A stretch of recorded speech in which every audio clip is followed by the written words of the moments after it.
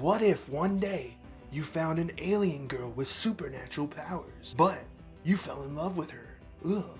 What if after that, everything became really cool and there was no problems in the city until one day, a monster arrived? That's season 3 of Stranger Things. Play the music.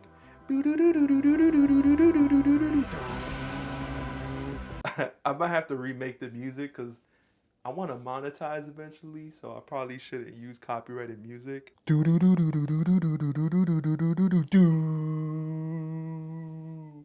I know a lot of people liked / disliked season 3 of Stranger Things.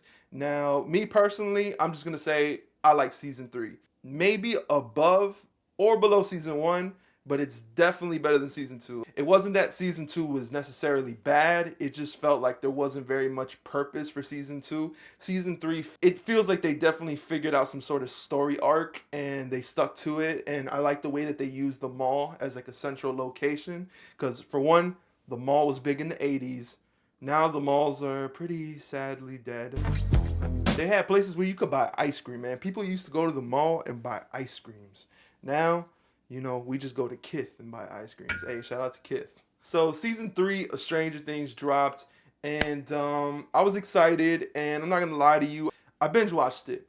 Now, I'm not like a typical geek, so I'm not gonna say that I was like hyped for it, but I was looking forward to it. I was definitely looking forward to it. Watching this, I'm assuming that you guys already binge watched the entire series twice. So I'm going to get into spoilers and stuff like that and just let you guys know how I felt about it. These are my reactions to the season. And we're going to talk about what happened and where they could go from here. And did they jump the shark? Is this show too wacky now? Is it too out there, you know? So season 3 starts pretty much where we left off in the last season. You know, Mike and Eleven, they're smashing, man. Mike and Eleven. They just kissed in the last episode, and now they're ready to take it to the new bases, man. They're going to run all them bases, yeah. And Hopper can't stop them. So I like Mike and Eleven's relationship, but definitely I feel like they ramped it up. Maybe because the kids are getting older and they have to progress into that later teenage stage. So we're just going to get into it. But it's like literally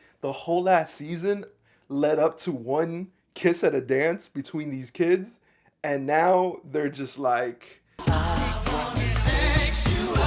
they're going in and Hopper can't stop them. Hopper, you got to get used to it, bro. People grow up. That's one thing I never understood about parents. It's like they never want your partner to sleep over, but then they expect you to get married by 18 and have a house and kids. It's like, how? What's the deal with parents and making out? Max is a funny character in this season because she's basically playing Knickerbocker.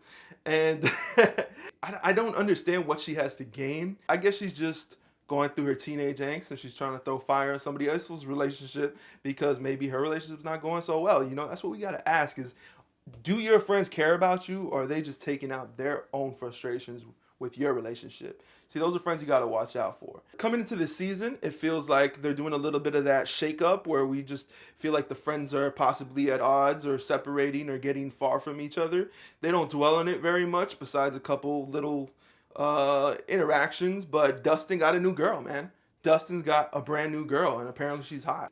I love the Never-Ending Story song that they sing. That's probably a huge standout moment from this 3rd season, and they executed it properly. So overall, I felt like this season was really good, comparable to the first, maybe better, bro. You guys could let me know in the comments if you thought it was better, but I thought it was better just because it was fun. And maybe I forgot the first season a little, to be honest. So let's just talk about the kids overall. I felt like the kids came back. They had the energy. Dustin is still Dustin. Everybody's still bringing their A game. Let's talk about Will, man. Will, man. I mean, Will's cool, man. Will's a cool guy. His haircut's a little weird. I feel like next season, they're going to give Will a haircut, and he's going to be a ladies' man. Because you know how they do, bro? The nerds in the show never want to be the nerds. They always want to do a Urkel and come back and take all the ladies. What if Will and Eleven? We could have a Steve Nancy thing going on. Yeah, Steve Nancy Jonathan thing going on. Yeah, that could be interesting. I feel like when this show started, Steve was supposed to be the douche. And, you know, Jonathan was supposed to be the good guy that, is just a friend, and, like, he's a sweet guy, but he's no Steve Harrington the Hare. I feel like the end of season 1, we actually kind of rooted for Steve, and by season 3, Steve is the man. Steve, this is a standout performer. This guy is super charismatic, bro. Like, he can not be doing anything and still just got that glow. This guy is probably the most shining 80s look-alike character at this point next to his co-star. She's incredible. Automatically, we get the Fast Times at Richmond High vibes. It's communicated so well. So one of the best things about Stranger Things as a series is it's not trying to be the most intelligent or supernatural show. What it's doing is it's giving you things that you're so familiar with, and it's executing it in a way that it's like candy. It's like eating candy, or it's like rewatching an old film with newer quality. And it plays on these tropes that we're so familiar with, but it does it in such a way that is so gratifying to watch. And with Maya Hawke's character, man, we're getting it. With the hair, man, the hair is incredible. And it's funny, like, they're so good at making Steve's character that they make him a loser. They make the hair the loser. And it's like, it's so good because it's this guy who is introduced to us as the douche. But now he's like super, we're rooting for him. We're rooting for him to win. He's the underdog. It's like, if the hair can't pull a girl, what about me, bruh? Let's talk about Nancy and Jonathan in season 3. So, I'm going to be honest. I feel like Nancy and Jonathan's relationship is getting boring. It's getting boring.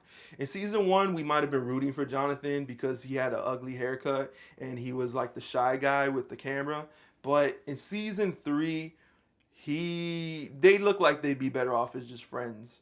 And I'm not saying that Nancy needs to go back to Steve. I'm just saying that Nancy could do better, man. Nancy, you're incredible, bro. You're a genius. Your job don't deserve you. Neither does Jonathan.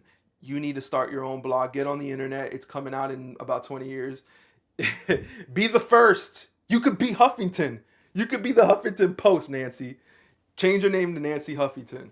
You could be the Huffington Post. You got this, Nancy. You're better than that. But, let's see what happens. Maybe Jonathan could turn up. Maybe he'll land a job with the Daily Planet and things will go well, man. We'll see what happens. So Brett Gelman's character, in season 2, we're introduced to him as this sort of snoopy guy that is like really just trying to get to the bottom of this conspiracy that's going on in the town. And I felt like in season 2, we got an introduction to his character, but we didn't really see him flesh it out and bring that Brett Gelman personality.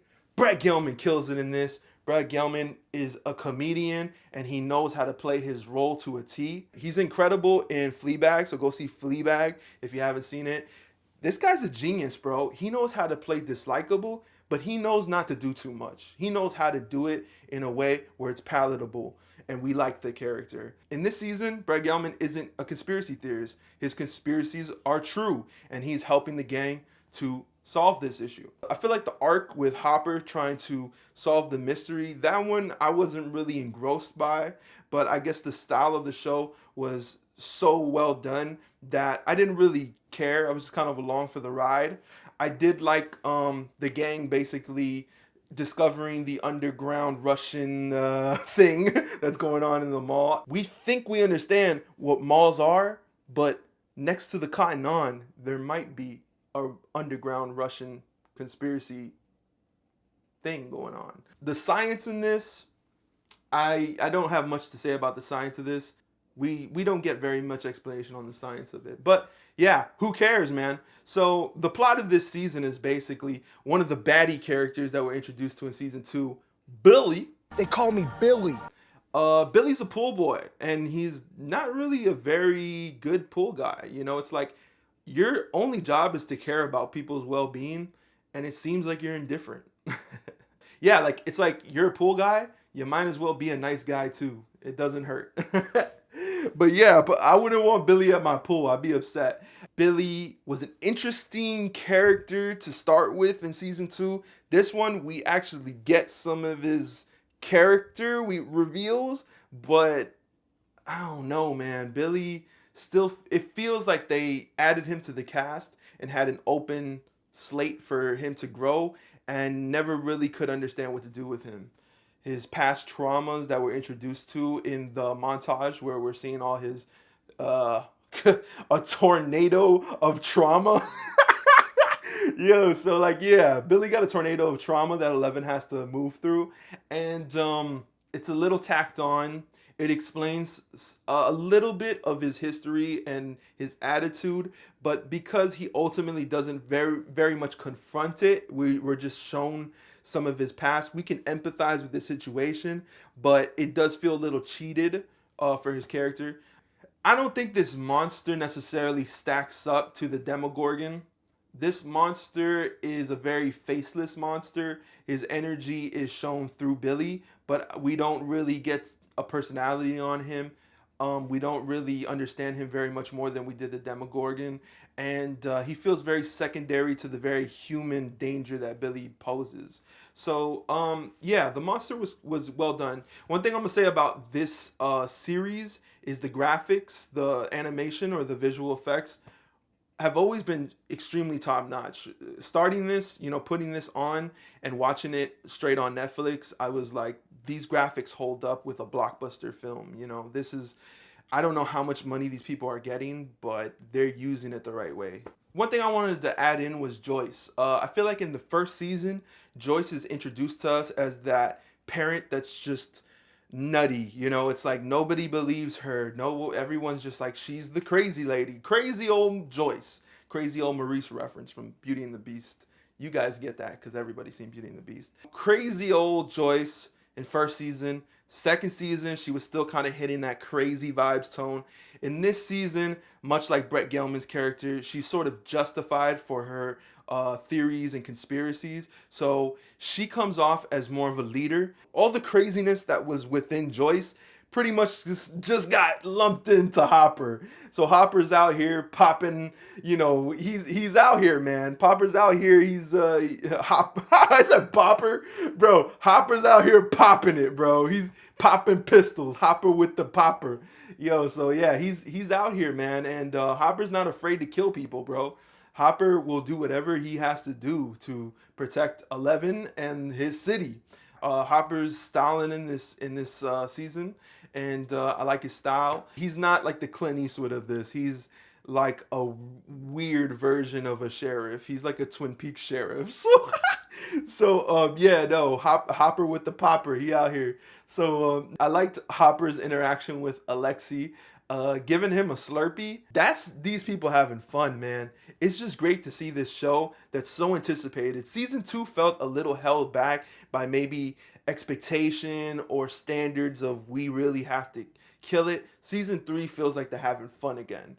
And a show like this, if you're not having fun, you might as well cut it. So it's great to have a show that's having fun again. Hopper's interaction with Smirnoff basically confirms that Hopper is a loose cannon, but this dude knows what he's talking about, and he understands the rules of this world better than anybody. It's like he's seen the other side of this, and he knows I'm in Stranger Things, bro. Some of these people think that they're in Stranger Things, but maybe we'll just like have a normal life. Like, nah, bro. Hopper is woke. Hopper knows, bro, Stranger Things is not gonna just continue to be like kids just growing up. Like, we're living in the world of it. Like this is about to be crazy. So yeah.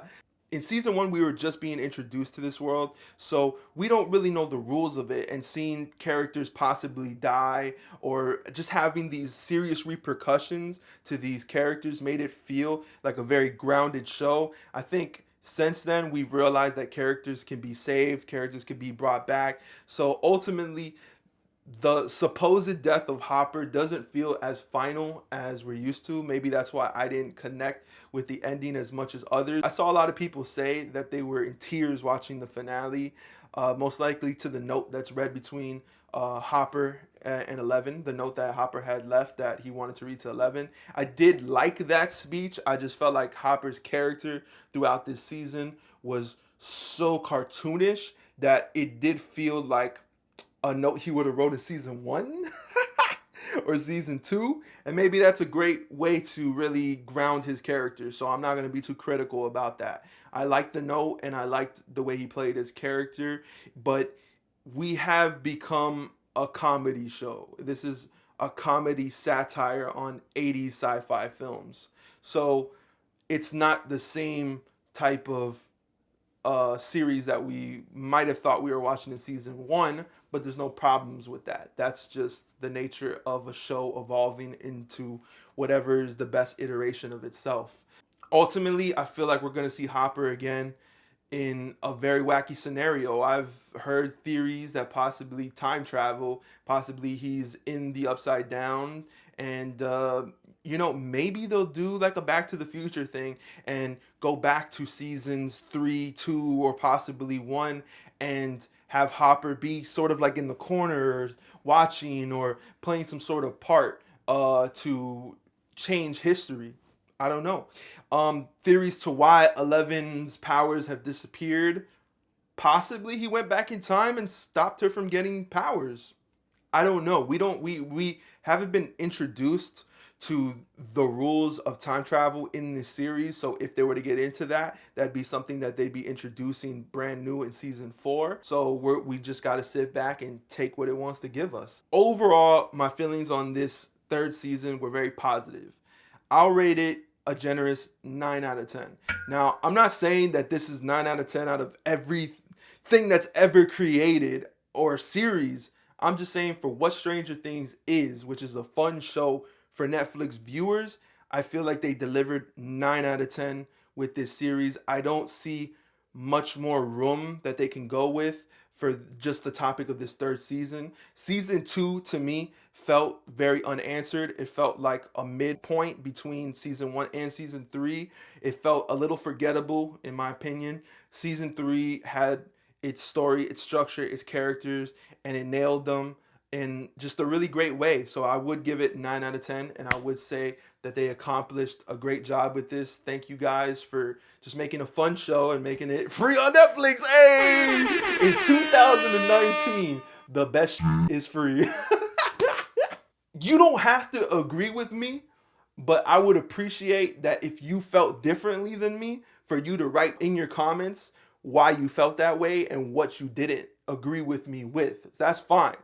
You can disagree with me. Just let's start a dialogue, because most likely I feel exactly the way you feel. I might not have just touched on it, but yeah, let's get it. I didn't cry, but that's okay.